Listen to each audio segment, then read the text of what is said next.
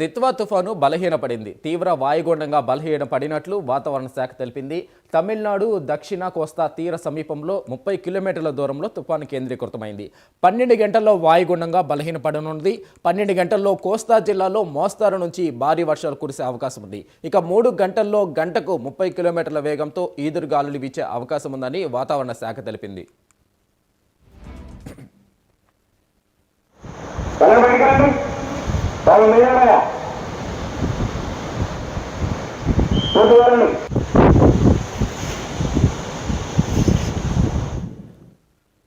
శ్రీకాకుళం, పార్వతీపురం, విజయనగరం జిల్లాలకు rain alert జారీ చేశారు. విశాఖ, అల్లూరి, అనకాపల్లి, కాకినాడ జిల్లాలకు వాతావరణ శాఖ వర్ష సూచన జారీ చేసింది. దిత్వా తుఫానుతో తమిళనాడులో, పుదుచ్చేరిలో వర్షాలు కురుస్తున్నాయి. 24 గంటల్లో తమిళనాడులో అతి భారీ వర్షాలు కురిసే అవకాశం ఉంది. ప్రజలంతా అప్రమత్తంగా ఉండాలన్నారు అధికారులు.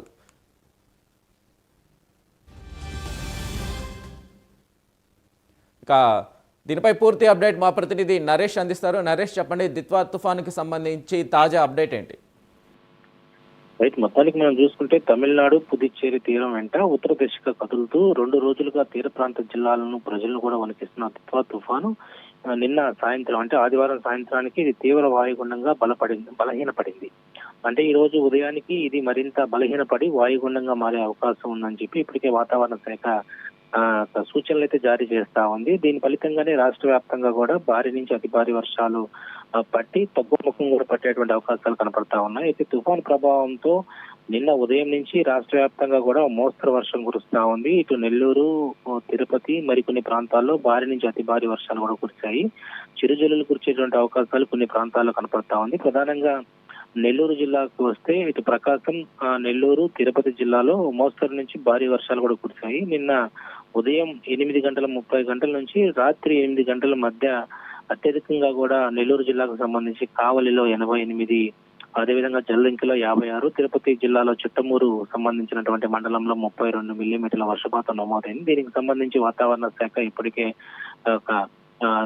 హెచ్చరికలు జారీ చేస్తా ఉంది. అత్యవసరం అయితేనే బయటికి రాండి, అనవసరమైన వాటికి బయటకు రావద్దని చెప్పి ఇప్పుడు అనేక జిల్లాలకు సంబంధించి ఎల్లో అలర్ట్ ఉన్నటువంటి, అదేవిధంగా రెడ్ అలర్ట్ ఉన్నటువంటి జిల్లాలను కూడా ఇప్పటికే సూచనలు జారీ చేస్తా ఉన్నారు. తీవ్ర వాయుగుండ ప్రభావంతో కోస్తాంధ్ర, రాయలసీమ అక్కడక్కడ భారీ వర్షాలు కురుస్తాయని అమరావతి వాతావరణ శాఖ కేంద్రం ఇప్పటికే హెచ్చరికలు జారీ చేసింది. తీరం వెంట 45 నుంచి 65 కిలోమీటర్ల వేగంతో గాలులు వీస్తాయని చెప్పి, అదేవిధంగా సముద్ర వద్ద కూడా అలజడి ఎక్కువగా ఉంటుంది. ఎవరు కూడా అనవసరంగా సముద్రం వద్దకు వెళ్ళొద్దు. అక్కడ ఉన్నటువంటి మత్స్యకారులందరినీ కూడా ఇప్పటికే సురక్షిత ప్రాంతాలకు తరలించడం జరిగింది. అదేవిధంగా మత్స్యకారులు వేటకు వెళ్ళిన వాళ్ళందరినీ కూడా ఇప్పటికే అక్కడి నుంచి తీసుకురావడం జరిగింది. ఒకవైపు జిల్లాకు సంబంధించినటువంటి అన్ని అంటే అక్కడ ఎక్కడైతే లోతట్టు ప్రాంతాలు జలదిగ్బంధంలో చిక్కుకోబోతే ప్రజలు ఉంటారు, వాళ్ళందరినీ కూడా ఇప్పటికే సురక్షిత ప్రాంతాలకు తరలించేందుకు కూడా ఏర్పాట్లు పూర్తి చేశారు. మరోవైపు జిల్లా కలెక్టర్లతో వీడియో కాన్ఫరెన్స్ ఏర్పరచుకుంటున్నారు. మరోవైపు హోంశాఖ మంత్రి అనిత కూడా ఈ యొక్క దిత్వా తుఫాను ఎదుర్కొనేందుకు అంతా ఏర్పాట్లు చేస్తా ఉన్నారు. ఎన్డీఆర్ఎఫ్, ఎస్డీఆర్ఎఫ్ బృందాలను కూడా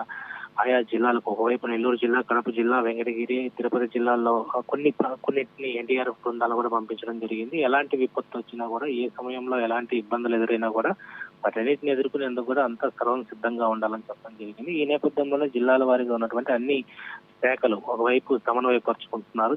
జిల్లా కలెక్టర్లు అయ్యుండొచ్చు, జాయింట్ కలెక్టర్లు ఎప్పటికెప్పుడు కూడా వీసీ వీడియో కాన్ఫరెన్స్, టెలికాన్ఫరెన్స్ ద్వారా స్పెషల్ ఆఫీసర్లు నియమించుకొని సముద్ర తీరం వెంబడి ఉన్నటువంటి ప్రాంతాలు అయ్యుండొచ్చు, లోతట్టు ప్రాంతాలు, సస్పెక్టెడ్ ప్రాంతాలు, గతంలో ఏవైతే వర్ష ముప్పు ఉన్నటువంటి ప్రాంతాలు ఏవైతే ఉంటాయో వాటన్నిటి మీద కూడా జాగ్రత్తలు తీసుకుంటున్నారు. కంట్రోల్ రూమ్లు కూడా ఏర్పాటు చేశారు. రాష్ట్ర వ్యాప్తంగా కూడా జిల్లాల వారీగా కంట్రోల్ రూమ్లు ఏర్పాటు చేసి ఎవరికైనా కూడా ఏదైనా ఇబ్బంది ఉన్నా కూడా వారు వెంటనే కాల్ చేసేటువంటి సౌకర్యం కూడా కల్పించడం జరిగింది. మరి మొత్తానికి మనం చూసుకుంటే ఈ యొక్క దిత్వా తుఫాను ప్రభావం ఇప్పటికే శ్రీలంక వ్యాప్తంగా కూడా అల్లకల్లోలమైనటువంటి పరిస్థితులు. ఇప్పుడు చెన్నైలో కూడా దాదాపు 6 మంది కూడా మృత్యువాత పడ్డారు.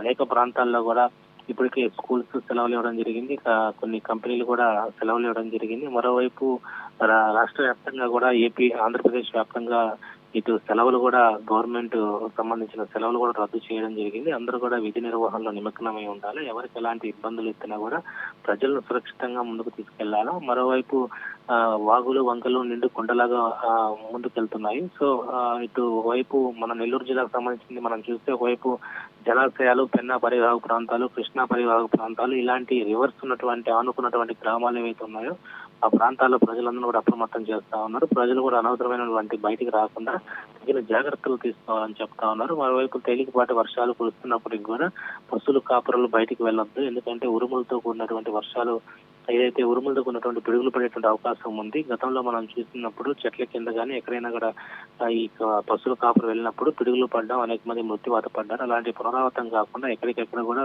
తమ గ్రామాల్లో ఉండాలని చెప్పి ఇప్పటికే హెచ్చరికలు జారీ చేస్తున్నారు. మరోవైపు ఈ యొక్క తుఫాన్ ప్రభావం వైపు సముద్రం వెంట 40 నుంచి 65 కిలోమీటర్ల వేగం ఉన్నప్పటికీ కూడా చలిగాలులు తీవ్రత ఎక్కువగా ఉండడం, ఏపీ వ్యాప్తంగా కూడా ఈ యొక్క ఈశాన్య వైపు నుంచి కదులుతున్నటువంటి ఈ యొక్క తుఫాన్ ప్రభావం ఇప్పటికీ మేఘాకృతం అయిపోయింది. ఒకవైపు పగులు పూట కూడా చీకటి వాతావరణం కనపడతా ఉంది. ప్రజలు అనవసరంగా బయటికి రావద్దని చెప్పి దిత్వా తుఫాన్ ఎదుర్కొన్నందుకు అధికారులందరూ కూడా అప్రమత్తంగా ఉన్నారని చెప్పి ఒకవైపు ఏపీ విపత్తు నిర్వహణ సంస్థ ప్రజలకు అప్రమత్తం చేస్తున్నటువంటి పరిస్థితి కనపడతా ఉంది. Right Naresh, thank you.